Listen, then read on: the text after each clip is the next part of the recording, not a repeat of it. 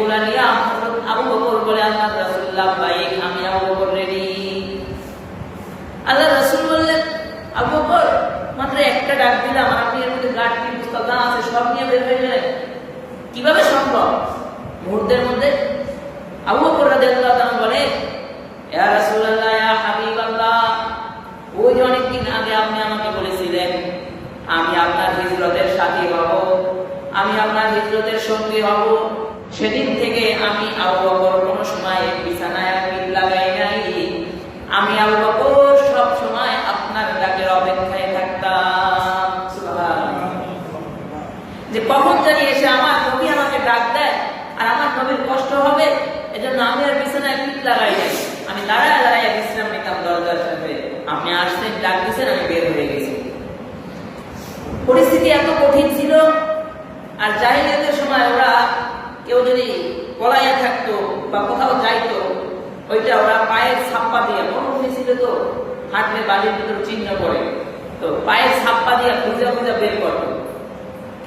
নবীর হিজরতের উদ্দেশ্যে, সফরের উদ্দেশ্যে বের হয়েছে, যদি নবী পুরা পা দিয়া পাড়া দেয় তাহলে ওরা খুঁজে বের করবে।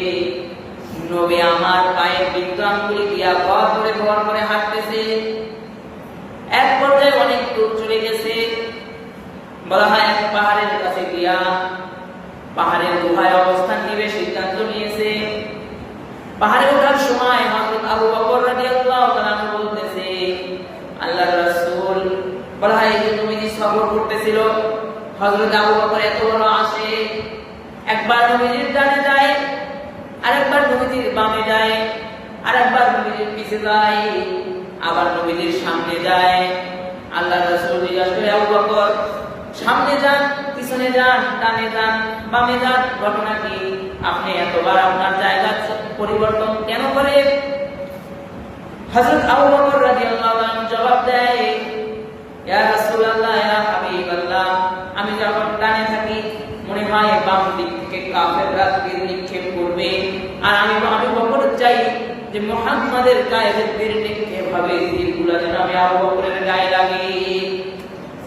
সামনে গেলে মনে হয় কাফেররা আপনাকে পিছন দিক দিয়ে আক্রমণ করবে, এই জন্য আমি পিছনে চলে যাই। পিছনে থাকলে মনে হয় কাফেররা সামনে দিয়ে আপনাকে আক্রমণ করবে, এই জন্য আমি সামনে চলে যাই। এই জন্য আমি বারবার দিক পরিবর্তন করি। পাহাড়ের কাছে গিয়া বলতেছে, পাহাড়ে উঠবে হযরত আবু বকর বলে, তাই পাহাড়টা এত পরিমাণ উঁচা, যে এত পরিমাণ উঁচা, পাহাড়ের উপরে উঠলে জমিনের মানুষগুলোকে মনে হবে সব কবুতরের বাচ্চা, এত উঁচু পাহাড়। আর আবু বকর রাদিয়াল্লাহু তাআলা বলে, নবী আপনি আমার কাঁধে উঠেন, আজকে আমি আপনার বাহন, আমি আপনার পালকি, আপনি আমার কাঁধে উঠে আমি আপনাকে পাহাড়ের চূড়ায় নিয়ে যাব। এই জন্যই তো বলা হয় যে সিদ্দিক আকবরের এই হিজরতের রাতের দাম গোটা উম্মতের সকল ইবাদতের মূল্যায়ন যদি এক পালায় রাখা হয়, আবু বকরের ইবাদতের এই যে হিজরতের রাতের ইবাদতের সমান হবে না। হযরত আবু বকরের কাঁধে উঠলেন নবীজি, এরপরে আবু বকর কষ্ট করে পাহাড়ের চূড়ায় উঠলেন।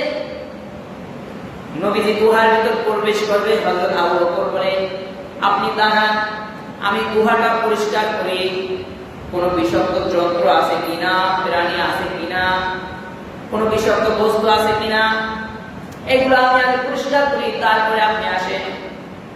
আর ওই যে আল্লাহর রাসূল বিদ্যাঙ্গুলে ভর করে হেঁটে আসছে, এসে আগে তার বিদ্যাঙ্গুলের চিকিৎসা করেছে, ব্যান্ডেজ করেছে সিদ্দিক আকবর নিজে। এরপরে আবার গুহার ভিতরে আগে প্রবেশ করেছে, গুহার ভিতরে আগে প্রবেশ করে পয় পরিষ্কার করে, গুহার ভিতরে অনেকগুলো ছিদ্র গর্ত ছিল, বলা হয় নিজের পাগড়ি বা নিজের রুমাল দিয়া প্রত্যেকটা গর্ত, প্রত্যেকটা ছিদ্র আটকায় দিছে।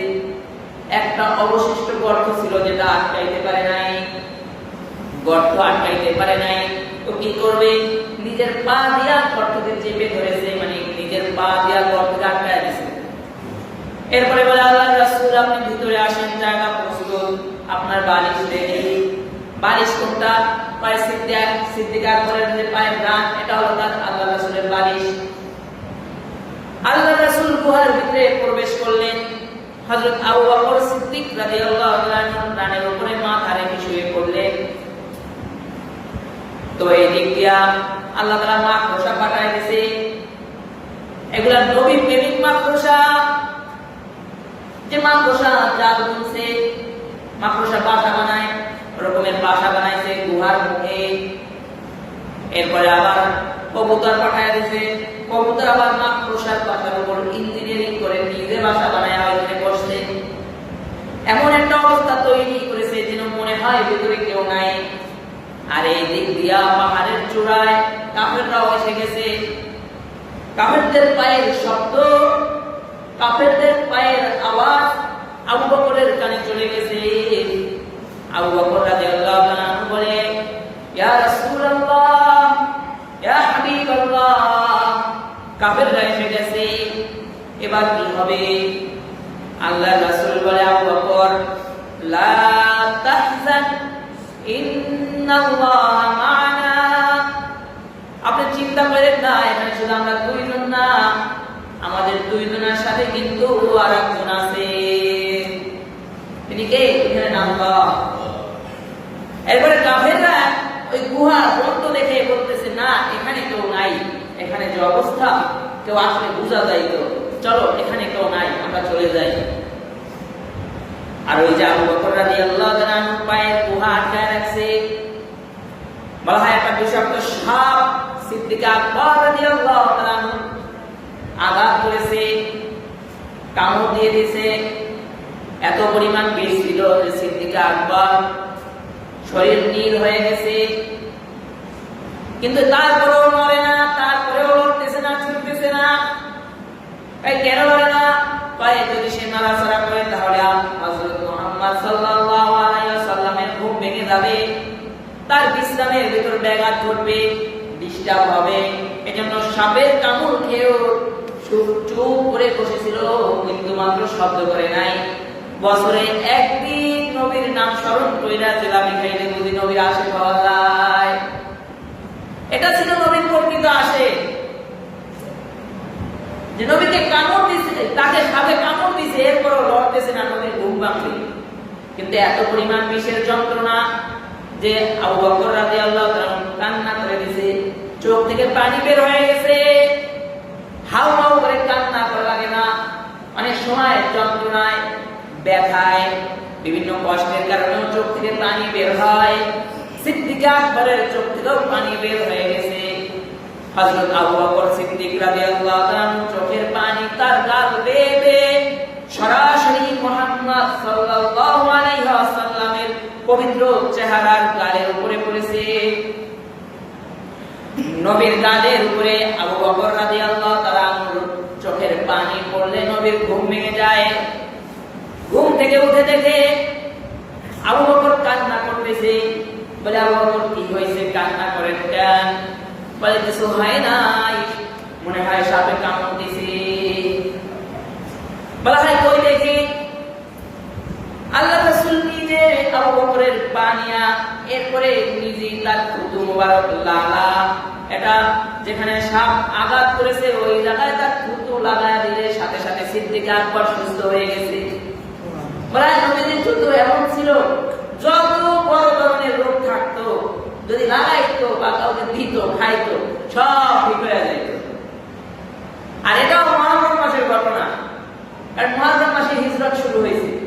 আর এই মুহররম মাসে এই নবীজির মুজিজা যত ছিল, এটাও একটা নবীজির মুজিজা, যে নবীজির থুতু মোবারক বিষাক্ত সাপ কামড় দিয়েছে, শরীর নীল হয়ে গেছে, চোখ থেকে পানি বের হয়ে গেছে। এমন রোগীর যেখানে কামড় দিয়েছে সাপে, ওইখানে ওই সামান্য থুতু লালা লাগায় দিয়েছে, সাথে সাথে পরিপূর্ণ সুস্থ হয়ে গেছে, সাথে সাথে, সময় লাগে না।